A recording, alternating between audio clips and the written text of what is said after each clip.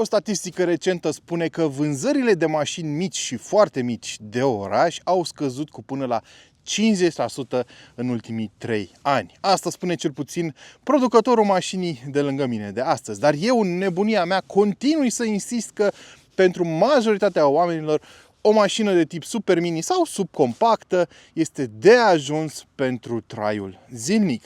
Și o astfel de mașină nu numai că are costuri de întreținere foarte mici, de cele mai multe ori și consumuri foarte mici, dar are și un preț de achiziție foarte mic și de cele mai multe ori va ocupa foarte puțin spațiu, ceea ce mie mi se pare extrem de important în ziua de azi, având în vedere cât de aglomerate devin orașele în care locuim. Ne sufocăm în ele, avem din ce în ce mai puțin loc și totuși, după statisticile recente, se pare că oamenii vor mașini din ce în ce mai mari. Cât își permit ei de mult să stea un pic mai sus și într-un pic mai mult loc în interior. Probabil e o refulare a unor sentimente de frustrare pe care le resimțim în alte zone de activitate. Dar astăzi vreau să vă arăt încă o propunere în acest segment și lângă mine se află cea mai mică mașină pe care poți să o cumperi de la Kia în România. Se numește Picanto, este la a 3-a generație,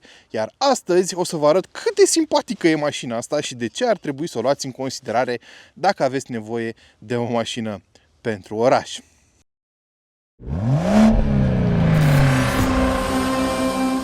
Kia Picanto, cum vă spuneam, era a 3-a generație tehnică. Practic au fost undeva la 5 variații importante ale acestei mașini, pentru că ea a primit niște facelift-uri importante de-a lungul timpului pe aceste 3 generații. De exemplu, mașina de lângă mine este practic al 2-lea facelift al celei de-a 3-a generație. Nu trebuie să vă bateți foarte tare capul cu chestia asta. Ce trebuie să știți este însă că este o mașină foarte mică. Cât de mică? 3,6 metri lungime. Iar asta o pune în segment cu puține mașini în ziua de azi. Așa cum vă spuneam, vânzările de astfel de modele au scăzut foarte mult în ultimii ani. Și văzând lucrul acesta, producătorii au început să-și reducă oferta pe partea asta. Ba chiar documentându-mă pentru acest clip, mă uitam să văd ce alternative ai în clasa Super Mini, dacă vorbim de mașini de undeva la 3,6 metri. Păi, în momentul de față, în România, poți să-ți cumperi mașina asta, poți să-ți cumperi Hyundai i10, poți să-ți cumperi Toyota Aygo, dar doar în versiune X, adică crossoverizată, să-i spunem, care are o gardă la sol un pic mai mare. Și cam atât dacă e să vorbim de termici. Și mai e Fiat 500. Am putea să includem aici și Suzuki Swift, dar Suzuki Swift are undeva la 20 cm în plus. Adică nu e chiar comparabil cu mașina asta. Și mai sunt două mașini pe care trebuie să le luați în calcul dacă vă gândiți la segmentul Super Mini. Pe ambele le-ați văzut aici pe canal, respectiv Spring și Leapmotor T03. Ambele au undeva la 3,6-3,7 metri. Deci, în același segment cu Picanto. Și o să vedeți, când o să vorbim de prețuri, că mașinile electrice s-ar putea să nu fie atât de scumpe pe cât credeți voi, pentru că și Spring și Leapmotor au prețuri similare cu mașina asta care este termică. Cu toate acestea, termicul va fi preferat de foarte multă lume în defavoarea electricilor, pentru că îți oferă o libertate de mișcare mai mare, conform unor percepții destul de învechite din punctul meu de vedere, dar nu vreau să intru în polemica asta. În clipul de azi vom vorbi despre Picanto, vom vorbi despre cum se conduce în oraș, vom vorbi despre ce motorizări are la dispoziție, ce tipuri de transmisie are la dispoziție, vom vorbi despre cum se descurcă pe DN, cum se descurcă pe autostradă. Pentru început, haideți să vorbim despre designul exterior. Nu o să detaliem foarte mult, dar cred că trebuie analizat puțin, pentru că partea frontală, cel puțin mie mi se pare super simpatică. Vedeți evident faptul că Kia încearcă să ofere întregii game o uniformizare a designului, da? Să aibă toate modelele niște linii similare și practic ați putea să considerați că și Picanto, la fel cum era și Sorento, pe care v-am prezentat acum ceva timp, împrumută elemente de design de la nava amiral tehnologică a celor de la Kia, respectiv EV9. Observați aceste faruri absolut uriașe în zona din față. Mi se par amuzante pentru cât de mică e mașina, dar în același timp mi se pare că arată foarte bine și agresiv această mașină mică, care sincer atrage multe priviri în trafic. O fi de la culoarea roșie, o fi de la design, nu știu. Cert este că arată foarte bine, iar dacă vrei să-ți cumperi versiunea GT Line, cea de top, care are cel mai agresiv design, deși o să vedeți când vorbim de partea de motoare, nu prea se pune problema să conduci agresiv cu mașina asta. Versiunea GT Line este și mai impunătoare în față și pe GT Line poți să-ți cumperi și trapă, ceva ce lipsește de pe mașina noastră, care nu este, bineînțeles, nivel de echipare GT Line. În cazul nostru vorbim de un nivel de echipare Vigio, care este fix sub GT Line în configuratorul celor de la Kia și am aici o foaie, de fapt am aici o listă de niveluri de echipare din care poți să alegi pentru Picanto și sunt câteva. Avem nivelul de echipare urban, Trend, Earth, Vision și GT Line. Da? Deci sunt 5 niveluri de echipare și acestea sunt pliate pe motorizări și transmisii. Pentru că avem 2 motoare la dispoziție și 2 tipuri de transmisii. Și în funcție de configurația pe care o alegi, prețurile pot varia între 15.649 de euro și 19.933. Dar despre prețuri și ce recomandare vă fac eu pe partea de achiziție, dacă vreți să vă luați un Picanto, vom discuta la partea de concluzii de mai târziu. Acum, haideți să vedem ce se află sub capotă și ce opțiuni ai acolo. Ce opțiune e sub capota lui Kia Picanto? Păi nu foarte multe, cum vă spuneam deja, sunt doar 2 opțiuni la dispoziția voastră. Prima variantă este un motor de 1 litru cu 63 de cai putere în 3 cilindri, iar a doua este aceasta de aici de față de 1,2 litri cu 4 cilindri și 79 de cai putere. Ambele motoare sunt destul de simple ca și execuție, sunt motoare aspirate cu injecție multiport, deci ar trebui să fie destul de fiabile pe termen lung. Nu sunt nici supraalimentate, nu e nimic complicat aici, nu sunt nici hibridizate, totul a fost păstrat la nivel de bază, să spunem, pentru că nu este nevoie de mai mult pe astfel de mașini. Distribuția este pe lanț în ambele cazuri, deci ar trebui să fie și destul de durabile pe termen lung și forumurile spun că sunt destul de fiabile, nu există foarte multe plângeri cu privire la ele. Există ceva mai multe plângeri la motorul de 1 litru în 3 cilindri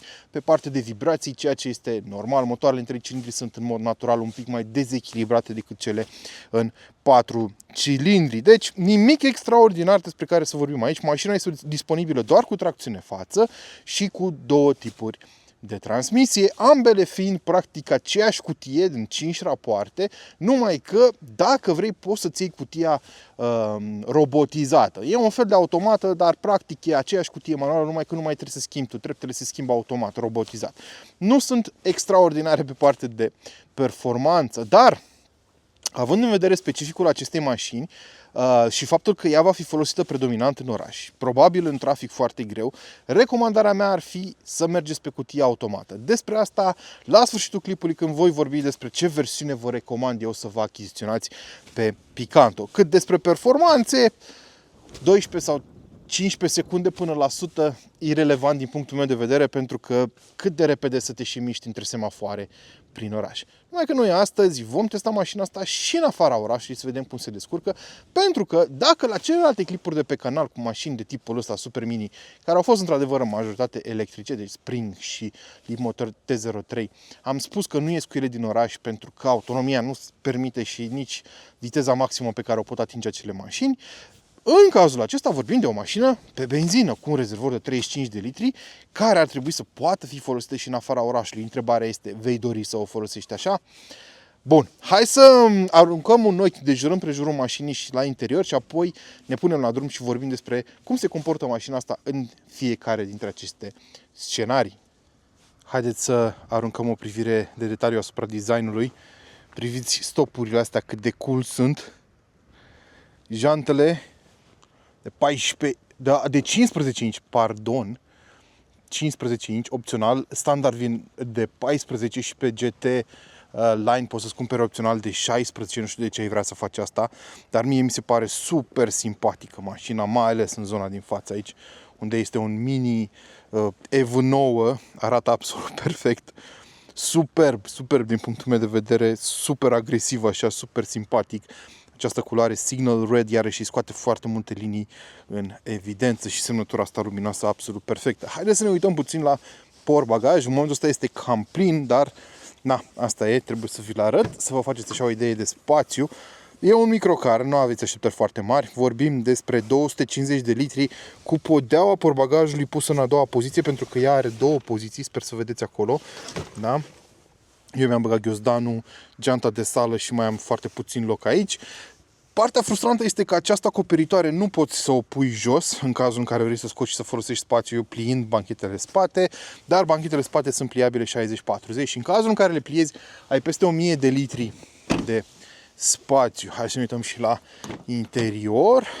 Materialele folosite, nu puteți să vă așteptați să fie de calitate extraordinară. Aici este un plastic dur, dar vorbim de un Super Mini extrem de accesibil, da? Aici iarăși avem un plastic dur. Aici, într-adevăr, cutia putea fi făcută dintr-un material moale pentru confortul pasagerilor spate, dar avem geamuri electrice și tapiserie din piele sintetică. Nu o să mă urc aici în spate pentru că am niște dureri groaznice de spate în această perioadă și nu vreau să le exacerbez, dar spațiul este surprinzător de mult pentru o mașină de dimensiunile astea. Presupunerea mea este că cu scaunul acesta poziționat în poziția mea confortabilă la condus, eu aș încape aici la limită, cu genunchi un pic în piept. Avem keyless access și o chestie foarte tare, stați așa să vă arăt, keyless access și keyless go și uitați-vă cum arată cheia. Mi se pare genial că avem aceeași cheie pe care ai găsit-o și pe modele mult mai scumpe de la Kia, da? Pe acest mic Picanto. Atenție, nu vine în standard cheia asta. Asta vine doar pe nivelul de echipare de top Vizio și GT Line, pentru că altfel va trebui să pornești mașina manual. Nu ai keyless go, ai doar keyless access pe toate modelele. Cam așa arată panoul ușii șoferului, da, butoanele pentru geamuri și diferite funcții sunt foarte similare cu ce am mai văzut. Spații de depozitare aici pentru nevoile tale, butonul pentru deschis bușonul de la benzină și cam așa arată tapiseria sintetică din piele sintetică de top și scaunele de top cu reglaje în mai multe direcții. Ce pot să vă spun este că, în ciuda durerilor mele de spate, scaunele s-au dovedit a fi suspect de confortabile. Chiar au fost super ok pe parcursul testului meu și cam așa arată planșa de bord, ceva deja uzual la modelele Kia. Inclusiv logo-ul nou a fost introdus odată cu facelift acestui model lansat anul trecut, cum vă spuneam. Și avem butoanele clasice pe volan. Volanul este îmbrăcat în piele sintetică, dar se simte foarte ok la atingere și vă observați că vorbim de o mașină foarte bine dotată. Avem aici 4 butoane, nu avem niciun placeholder, avem încălzirea în scaune, încălzirea în volan, sistemul start-stop care poate fi dezactivat, 2 suporturi de pahare, aici niște spațiu suplimentar de stocare și cotiera care este reglabilă pe lungime. Ce nu este reglabil pe lungime este însă volanul, care poate fi reglat doar pe înălțime, nu și pe adâncime. Asta poate fi o problemă pentru unii dintre voi, dar depinde de voi și configurația voastră cât de mare poate fi problema asta. Aici avem instrumentarul de bord care este digital, standard pe toate modelele și aici avem butonul de start-stop, da? Cum vă spuneam, keyless go. Trebuie să apăs și ambreiajul. M-am cam dezobișnuit, n-am mai condus de mult o mașină manuală. Cam așa arată instrumentarul de bord. Foarte simplu, cu toate datele de care ai nevoie. Și așa arată panoul pentru sistemul multimedia. Sistemul multimedia care are 8 inch și structura deja probabil o știți, este foarte simplă. Aveți Android Auto și Apple CarPlay cu fir. Aici este mufa de conectare. Poate fi o dezamăgire pentru unii, pentru mine nu este. E foarte ok, bine că există și aici avem panoul pentru sistemul de aer condiționat automat, care va fi o raritate pe modelele astea, pentru că vine doar pe versiunile de top. Plasticul folosit nu este neapărat wow, dar nici nu te poți aștepta la mai mult, sincer, în acest segment, da, avem un plastic mai casant. Hai să vedem și torpedoul, destul de spațios din punctul meu de vedere, schimbătorul pentru cutia manuală și cam atât. Avem cruise control, mă rog, un fel de pilot automat pe mașina asta și aici avem și consumul. O să vorbim despre consum imediat ce ne punem la drum. Începem cea mai importantă probă pentru Picanto, respectiv proba prin oraș, pentru că v-am spus deja de prea multe ori, probabil în review-ul ăsta, dar se pare că, dacă e să judec după experiența anterioară, că trebuie să spun de foarte multe ori niște lucruri ca să înțeleagă niște oameni, pentru că se pare că nu pot să fie atenți la ceea ce spun. Bun, suntem în oraș, aici unde Picanto va străluci în primul rând grație dimensiunilor sale reduse. Știm cu toții, orașele sunt din ce în ce mai aglomerate în ziua de azi și asta merge în contradicție cu trendul din industria auto de a face mașinile din ce în ce mai mari. De exemplu, să navighezi pe o stradă de genul acesta e mult prea ușor cu un Picanto. Hai să vedem cum e să-l parchezi. O să încerc să parchez lateral cu spatele pe stânga. Nu e chiar preferata mea poziția asta, dar spre deosebire de alte mașini, când iei de volan, da, să faci parcare laterală cu spatele, nu-ți faci griji că o să atingi alte mașini prin parcare, pentru că botul este atât de scurt că nici nu contează. Pac, am la stânga. Avem și cameră de marș arier, apropo. Și am parcat. Deci este atât de simplu. Cred că chiar și un începător ar putea să o facă și, apropo de chestia asta, Picanto se potrivește începătorilor, dacă mă întrebați pe mine, pentru că nu e o mașină puternică, nu e o mașină scumpă, o lovești, o repari foarte ușor, consumă puțin, dar mă rog, despre toate chestiile astea vom vorbi imediat. Motorul în oraș se simte foarte capabil pentru că n-ai nevoie de multă putere. Câtă putere trebuie să mergi cu 50 de km pe oră? Deci se va simți destul de adecvat, deși e un motor aspirat care, pentru a ajunge în maximul de cuplu, trebuie turat destul de mult. Ei, în oraș n-ai nevoie să faci chestia asta, iar treptele sunt destul de scurte, deci vei trece din a doua, în a treia, în a patra. De exemplu, acum eu sunt în a patra și am 43 de km pe oră. Deci vei schimba foarte des treptele și chiar mi s-a întâmplat de mai multe ori în anumite secțiuni unde nu era foarte aglomerat prin București, acum deja s-a aglomerat foarte tare. Este ora 4 după amiază și lumea se duce spre casă. Mi s-a întâmplat să caut a 6-a în oraș, deși cutia are doar 5 trepte și mulțumesc lui Dumnezeu că n-am putut să bag între a 6-a, pentru că a 6-a ar veni practic unde e marșarierul. Și am avut intenția asta de vreo 2 ori. Mulțumesc lui Dumnezeu că nu poți să faci asta în timp ce mergi, că probabil că aș fi făcut un money shift de toată frumusețea. Deci, cum vă spuneam, motorul, fiind în 4 cilindri, se simte bine echilibrat, se simte destul de rafinat, abia dacă l-auzi, pentru că de cele mai multe ori n-ai nevoie să treci peste 2000 de rotații pe minut și este absolutamente de ajuns prin oraș. De asta cred că recomandarea mea ar fi să mergeți pe motorul de 1 litru, nu neapărat pe ăsta de 1.2. Diferența de vreo 16 cai putere între ele nu cred că va fi decisivă. Opa, aici am accelerat un pic cam tare. Nu-mi place faptul că nu avem Hill Assist inclus pe mașina asta și nu cred că poți să-l cumperi oricum pe Picanto, pentru că totuși, chiar dacă nu vorbim de modelul GT Line, diferența între Vision și GT Line, Vision fiind versiunea pe care o avem noi aici, este destul de mică și nu cred că am văzut nici ca opțiune pe GT Line Hill Assist. Nu te vei ruga de mașină să accelereze decât dacă o subturezi, cum am făcut și eu destul de mult zilele astea. Și îmi place și suspensia, dar înainte să vorbim de suspensie trebuie să vorbim de cutia de viteze. Cum vă spuneam, 5 trepte și mi se pare că ambreiajul este foarte ok, mai ales comparativ cu alte modele care încă mai pot fi achiziționate cu cutie manuală. Mă refer aici la Dacia și Renault, de exemplu, unde ambreiajul nu are niciun fel de feedback și de foarte multe ori nici măcar nu știi dacă a cuplat sau nu știi unde e punctul în care cuplează, astfel încât să poți să schimbi treptele ușor. Vă spun de fiecare dată când conduc câte o Dacia sau câte un Renault cu cutie manuală că ambreiajul este o nebuloasă completă pentru mine, pentru că pur și simplu nu reușesc să-mi dau seama unde cuplează. Aici nu e cazul.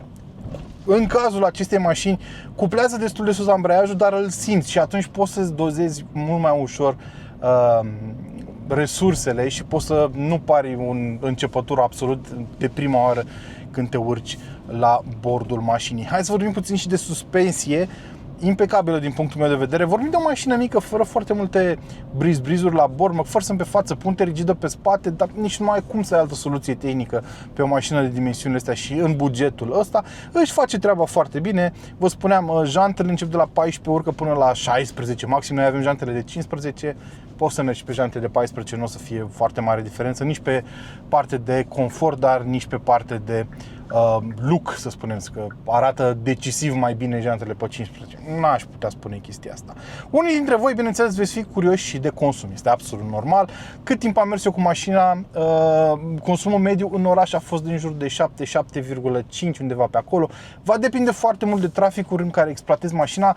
Din fericire pentru mine, viteza medie la consumul pe care l-am obținut de 7,1 litri la 100 de km. Atenție, în descrierea acestui clip aveți un link către un Excel făcut de mine, un grafic făcut de mine, un tabel făcut de mine cu consumurile ultimelor, să zic, 20 de mașini termice testate. E o idee pe care am început-o cu mașinile electrice și acum încep să fac același tabel și cu mașinile termice. Și puteți vedea ce consumă o mașină asta în cazul în care nu vreți să vă uitați autoclipul. Eu vă recomand să vă uitați autoclipul în schimb.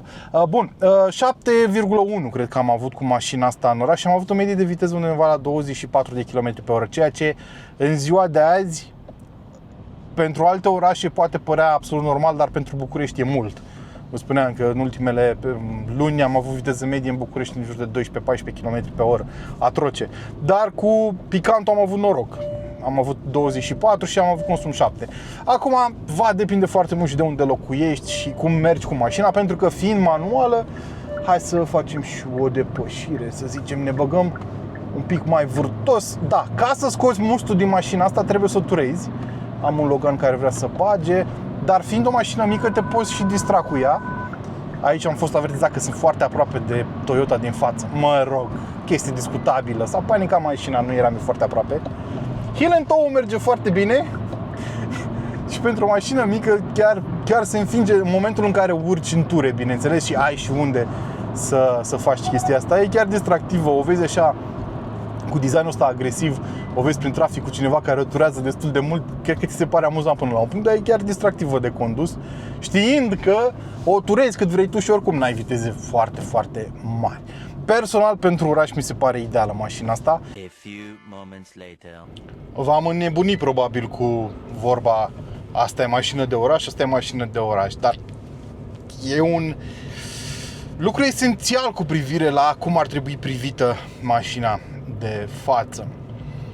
De ce spun asta? Pentru că tocmai am ieșit pe DN și pe DN lucrurile se schimbă puțin față de exploatarea în oraș. Pentru că aici, într-adevăr, cei, să spunem, 16 cai putere diferență între motorul în 3 cilindri și cel în 4 cilindri, poate că se vor simți pe reprize pe depășire. În același timp, nici cei 79 de cai putere pe care are mașina asta nu sunt în mod necesar suficienți ca să spui că mașina asta pe DN se va descurca excelent. Sigur, depinde și pe ce fel de drum național te afli. Noi în momentul de față suntem undeva în Snagov, într-o zonă unde limita de viteză în interiorul localității este 50 de km pe oră. Și în astfel de condiții, da, nu o să ai nicio problemă nici cu versiunea asta, nici cu versiunea în 3 cilindri. Dar odată ce ieșim pe DN1, și o să o facem în curând, lucrurile se vor schimba, pentru că acolo, în afara localității, ai limită de viteză 100 de km pe oră. Dacă urci, de exemplu, spre Brașov, acolo ai porțiuni lungi între localități unde limita de viteză este mai mare. Aici pe DN1 majoritatea timpului ești în localitate și ai limită 70 și te vei descurca. Dar depinde, iarăși v-am spus, de drumul pe care te afli. Sunt multe drumuri naționale care nu au specificul lui DN1, unde nu ai două benzi pe sens și atunci va trebui să faci depășiri. Hai să vedem cum se descurcă mașina asta când vine vorba de făcut depășiri. Și iată că am ajuns și în situația pe care am menționat-o mai devreme. În momentul de față mergem cu undeva la 80 de km pe oră și în curând voi ieși din localitate și va trebui să facem o depășire. Și nu de puține ori mi s-a întâmplat pe DN cel puțin, să caut treapta 6-a. Pentru că treptele mașinii sunt foarte scurte, etajate, cum vă spuneam și mai devreme. Cutia e foarte ușor de folosit, dar treptele sunt scurte. Și acum hai să depășim. Am pedalat la fund, 80 la oră, 90, 100 și depășim. 101, 2, 3. Îți trebuie drum lung ca să depășești. Dar depășirea asta am făcut-o într-a 5-a fără să retrogradez. Fiind un motor aspirat, ai nevoie să retrogradezi de multe ori ca să ajungi în banda optimă de cuplu. Și asta o să fac acum. încetinesc în spatele acestui Suzuki, suntem într-a treia, 80, altă viață. Și facem depășire, da? 110, altceva. E ceva de care toată lumea ar trebui să țină cont în momentul în care vorbim de motoare aspirate, pentru că ne-am obișnuit în ultimii ani cu motoare turbo care, datorită caracterului lor supraalimentate fiind, au cuplu maxim destul de jos. Ei, la un motor aspirat, cuplu maxim este disponibil sus în ture și atunci trebuie pur și simplu să retrogradezi și să turezi mai mult mașina, da? Acum avem 105, deci cam așa arată o depășire. Hai să mai facem o dată o accelerație de la 80 la 100 sau 110. Bun, 80, 100, 110. Deci te vei descurca până la 110 km pe oră, cât ar fi, să zicem, limita superioară pe DN. Deja cam încarci limita, de multe ori ai limita 100 de km pe oră sau chiar 90. Până la viteza de 110, sincer, mașina se descurcă. Dar aici încep să se vadă alte minusuri, cum ar fi faptul că trebuie să o turezi destul de mult ca să atingi aceste viteze și unor oameni li se pare că, domnule, nu fac bine motorului, le-i teamă să facă chestia asta. Iarăși, izolarea fonică peste 90 începe să-și arate iarăși limitele și nu se simte cel mai confortabil Kia Picanto în acest tip de exploatare. Trebuie să vorbim totuși și de consum, iar pe DN mașina asta a avut un consum de 5 litri la 100 de kilometri, cu tot cu aceste depășiri. Am mers și un pic mai agitat ca să vedem ce îi poate pielea, dar presupun că în acest regim de mers, respectând limitele de viteză, respectiv 70 în localitate, 100 în afara localității, ai putea să cobori spre un 4,5 consum extern, ceea ce nu e rău deloc. Ce auziți sunt avertismentele constante de depășire a limitei de viteză. Aici, de exemplu, mașina crede că limita este 40, deși e limită 70. De asta spun în foarte multe clipuri că, deși înțeleg intențiile bune a celor de la Bruxelles de a ne ajuta să reținem mai ușor limitele de viteză, de multe ori implementarea este cea care ne omoară nervii. Bun, cam atât de pe DN. Haideți să mergem și pe autostradă să vedem ce se întâmplă. Iată că am ajuns și pe autostradă și e foarte distractiv. Probabil deja auziți ce înseamnă chestia asta. Ce înseamnă să mergi cu un Kia Picanto pe autostradă? În primul rând înseamnă că trebuie să te obișnuiești cu un nivel de zgomot destul de înalt.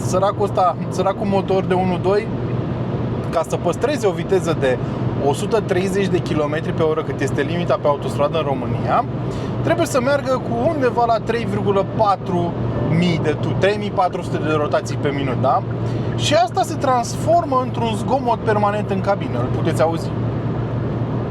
Dar nu e doar zgomotul motorului, este și zgomotul de vânt, pe care l-auzi destul de pregnant, și zgomotul de la anvelope. Noi nu avem chiar cele mai bune anvelope pe mașina asta, sunt niște anvelope Sailun de iarnă și fac și ele destul de mult zgomot. Mai mult decât atât, când mergi cu Picanto pe auto, deci odată ai zgomotul care pe termen lung, la călătorii lungi, s-ar putea să aibă un efect. Sigur, poți să dai muzica mai tare înăuntru, sistemul audio nu este ceva semnat de vreo casă celebră, dar na, îți va acoperi o parte din zgomotul din habitaclu. Dar ce trebuie să știi atunci când îți propui să mergi la drum lung cu un Picanto este că toate mișcările tale trebuie planificate din timp. Că vrei să faci o depășire, dacă vrei să ieși pe o anumită ieșire de pe autostradă, trebuie să ai mare grijă să ți le faci din timp, pentru că nu este chiar o mașină foarte vioaie la acest regim de viteză. Ca să vă faceți o idee mai bună, Kia Picanto are o viteză maximă cu acest motor de 159 de km pe oră.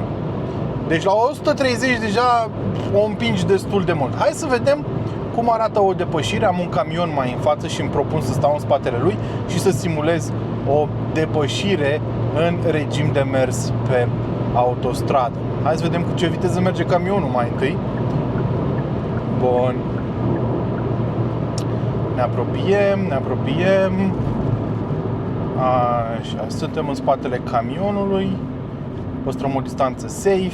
Hai să vedem cu cât merge. El ar trebui să meargă cu 80-90. E la 90. Bun, hai să vedem. Depășire 90. Sunt într-a 5-a, da? N-am retrogradat, greșeala mea. Greu. Din băieții din spate, îmi cer scuze. 105. Am depășit 110. Nu recomand. Recomand să retrogradați, că asta e situația, v-am explicat și mai devreme. E vorba de intrarea în gama optimă de cuplu a mașinii. Mai facem o dată, că mai am un camion în față. Și de data asta o să retrogradăm. A 4-a. Să-i dau a 3-a. Ăsta cred că merge chiar mai încet. Dar hai să-i dăm a 3-a. Avem 80. Depășim. Go! Nu vă fie frică să turați motorul. 110. Mult mai rapid. Și mai fac o depășire din scurt, așa. Pac, chiar am depășit, sunt într-a 4-a. Și acum a 5-a, 130, 3400 de rotații pe minut. Cam așa arată viața la bordul lui Picanto pe autostradă. Nu este mașina ideală pentru acest tip de drum. Nu este mașina ideală cu care să-ți faci vacanțele. Nu este mașina ideală în aceste condiții.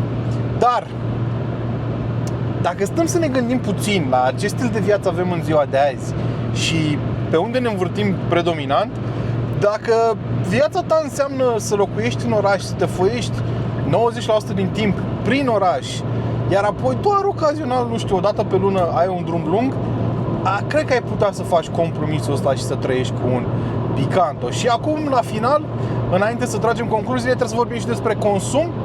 Până acum, cu mașina testată pe autostradă, ținută la 130 pe cât posibil, e destul de aglomerat azi pe autostradă, am consum 7,5.